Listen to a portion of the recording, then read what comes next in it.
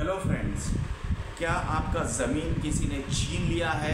Which is called land grabbing हो चुका है। आपका एग्रीकल्चर लैंड हो या कमर्शियल लैंड हो या प्लॉट हो या आपका फ्लैट हो या आपका घर हो, कुछ भी हो, जो भी आपका पीस ऑफ प्रॉपर्टी है, शॉप हो या शोरूम हो, किसी या ऑफिस हो, किसी बदमाश ने आपका जो प्रॉपर्टी है जिसको छीनने की कोशिश किया, like he has created for fake documents, फर्जी दस्तावेज़ बनाया और इसको आपके पास से छीन लिया और आपके पोजीशन में कब्जे में बैठ गया, तो आप क्या कर सकते हो?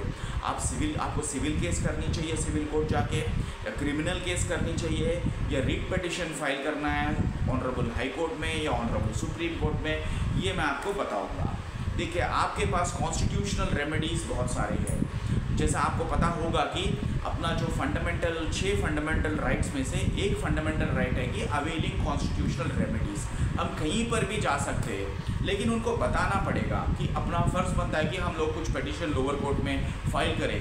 Then if you go to high court with a connected matter, you have to disclose that if it is required. तो वैसे ही सुप्रीम कोर्ट में जाएंगे तो बाकी कोर्ट्स का जो एडमिशन है यहाँ वहाँ चल रहा है, केसेस रिलेटेड के मैटर्स बोल के आपको बताना पड़ेगा, ये ज़रूरी है। अदरवाइज सप्रेशन ऑफ फैक्ट्स बोल के आपका जो केस है वो खारिज की जाएगी, डिसमिसल हो जाएगी। और दूसरी बात, अब फिर मुद्दे पे आएंगे, आपका जो लैंड या जो भी आपका जो ज़मीन है ग्रैब हो चुका है, किसी ने कब्ज़े में ले लिया या पॉलिटिशियन ने मार लिया, पुलिस वाले भी उसके साथ मिले हुए, ऐसे हालत में आप क्या कर सकते हो? देखिए, आपके पास जो क्रिमिनल लॉ है उसके अंदर जो BNS है और जो IPC था, इसमें अच्छे सेक्शन है, जैसे चीटिंग केस को बुक हो ही सकता है क्योंकि उसने रॉन्गफुल गेन कराया आपके पास से। इसके अलावा बहुत अच्छा सेक्शन है that is called criminal breach of trust by public servant. Normally 406 का जो क्रिमिनल ब्रीच ऑफ ट्रस्ट है उसमें सिर्फ 1 साल की सज़ा है। अगर आप 409 की बात करेंगे, इसमें लाइफ सेक्शन है।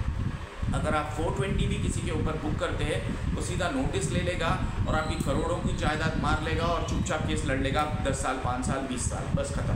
हार भी गया तो भी अपील पे अपील लेके जाते रहेगा।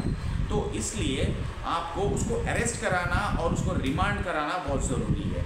इसलिए आप 409 का जो कंसिडरेशन है वो कर सकते हैं। ये किसके ऊपर लग सकती है धारा?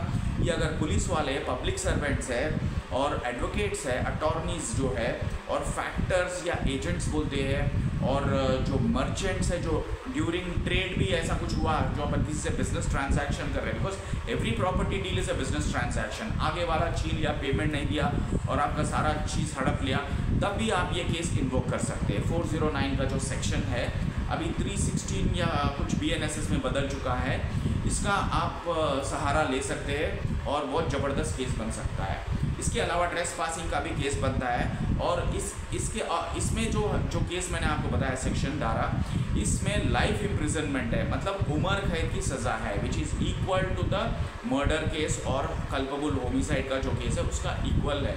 इट्स वेरी हीनियस क्राइम, बहुत बड़ा अपराध है, बहुत बड़ा जुर्म है।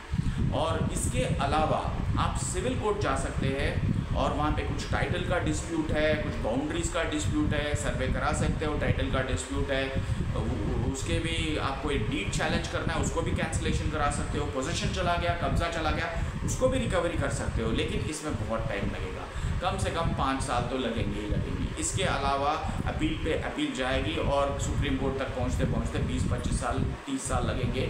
एक जनरेशन ख़त्म हो जाएगी, दूसरा जनरेशन आएगा, उनको कुछ बेनिफिट मिल सकता है। अब नेक्स्ट जो एस्पेक्ट है, जो अपना जो रिट रेमेडीज़ है, उसमें जो आपको जो बताना चाहूँगा कि article 300A is a constitutional right है, जो right to property is being incorporated in article 300A in the constitution of India. पहले ये फंडामेंटल राइट था, लेकिन इसको हटा दिया गया, हटा देके इसको 300A में डाल दिए। फिर भी कोई बात नहीं, अगर 300A along with the writ का जो आर्टिकल है 226 के अंदर, read with 300A, we can always file a writ petition and you can ask for police protection, or if some orders of lower courts are not being implemented, उसका भी आप पूछ सकते हो।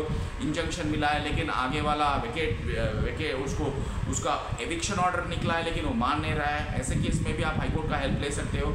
बहुत सारे ऑप्शंस आपके पास मिलेंगे जो रिट ज्यूरिसडिक्शन है। और उसी तरह अगर आपके फंडामेंटल राइट्स अगर वायलेट हो रहे हैं रिलेटिंग टू प्रॉपर्टी और something, not related to property.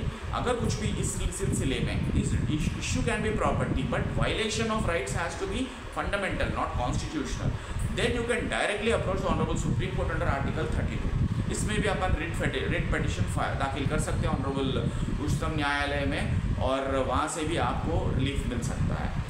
तो ये तीनों हो गए आपके लिए जो मैं आपको बताया, एक सिविल का भी हो गया, क्रिमिनल का भी हो गया, रिट का भी हो गया।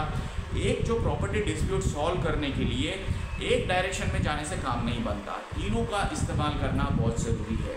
रिट का भी ज़रूरत पड़ेगी आपको, और क्रिमिनल का भी, सिविल का भी। इसके अलावा फोर्थ जो एस्पेक्ट है, एंगल जो है, वो पुलिस का भी सहारा लेना पड़ेगा। It's not that we have to antagonize police. अगर पुलिस आगे वाले से मिल चुका है, खूब सारा पैसा खा चुका है, then you don't have any other option to go head on against them. Otherwise उनके हेल्प से भी अपन काम कर सकते हैं, ये सारी चीज़ लेके।